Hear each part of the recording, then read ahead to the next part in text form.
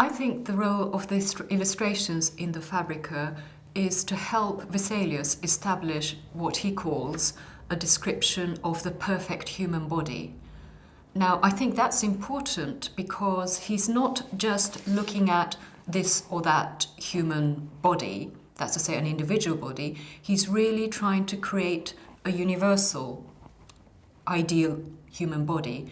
And that's actually quite important because any science has to be about a generalized, idealized object. Otherwise, it won't apply to more than one person.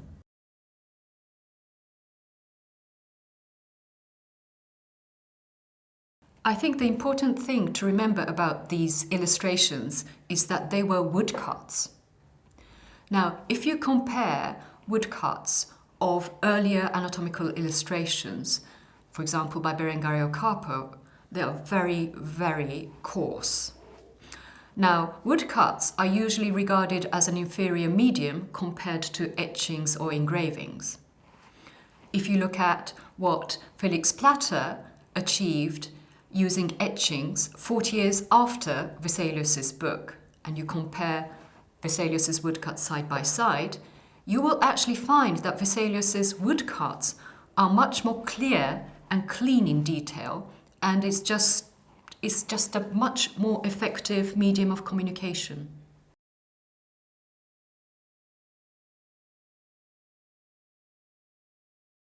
Yes, so in that sense, these woodcuts were very important aids for students at the time.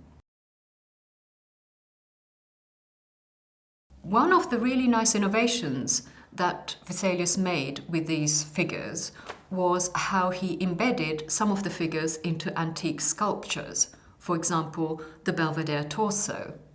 So it very much speaks to the classicizing taste of the Renaissance, basically of the time, and using classical antique figures as part of the anatomical illustrations then became quite a fashion.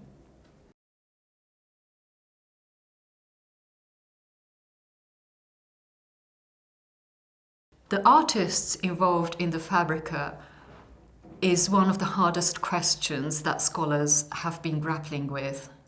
To be honest, I don't think we'll ever know for certain.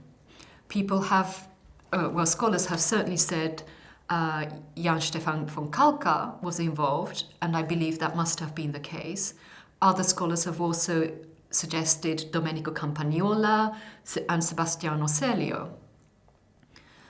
One person I believe we can confidently rule out is Titian.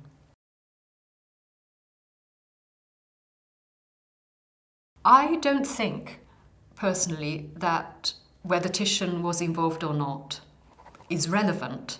Basically, the illustrations indicate, they use a visual language of the time which is very typical of Venice, the Venetian style of the time. Now, a lot of scholars, not just scholars, but dealers of rare books have wanted the illustrations to be Titian because it sells their books at a higher price. Now, having said that, there's one other thing that I should mention is that around the 17th century, end of the 17th century, there were a few books for artists printed that plagiarized Vesalius's woodcuts, and these were basically called a manual for artists. And some of them started to be associated with Titian. But again, I think that was at the time something that they felt that would sell the book better, rather than based on any historical reality.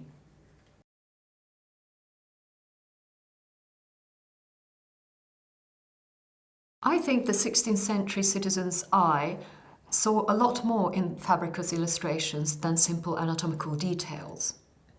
So, for example, some of the anatomical details are embedded in classical sculptures that were very fashionable at the time.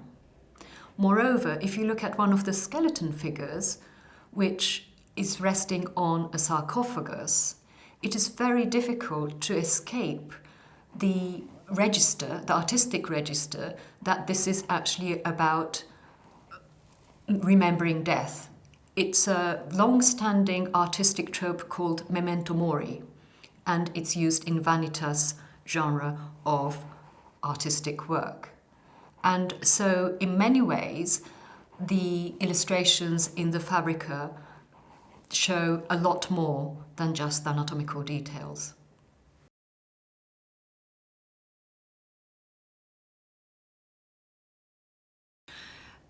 The illustrations in the Fabrica, when you compare it with modern anatomical textbooks, are much livelier. They're always in motion. And that's very important for Vesalius, because when he was trying to study the muscles of the human body, he was trying to explain how muscles moved the human body. So that's why his figures are always in motion. You don't get that in modern anatomical textbooks.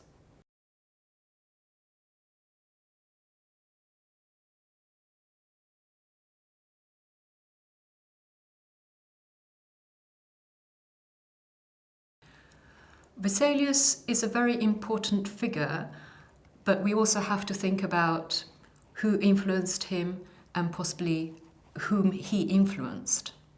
One of the obvious people we can think about is Leonardo da Vinci, who died in 1519, so before Vesalius's time.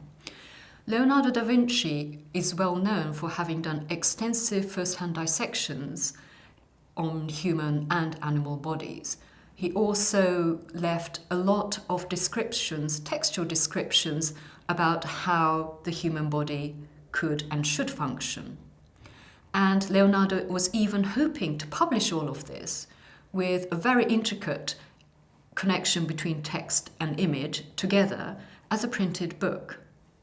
He never managed to do that. In many ways, so Leonardo is foreshadowing what then Vesalius succeeded about 30 years later. So in that sense, we can draw a parallel between Leonardo and Vesalius, though it has to be said that there is no direct connection between Vesalius. I can't tell you, and I don't think it's the case, that Vesalius ever managed to see any of the exquisite anatomical drawings by Leonardo da Vinci. Now, if we think about people who were influenced by Vesalius after the publication of the Fabrica, I can't think of anybody who wasn't. In many ways, this is a landmark publication, and every single anatomist of his time and later on had to engage with the high quality of images, the detailed descriptions, and the scholarly work that Vesalius achieved.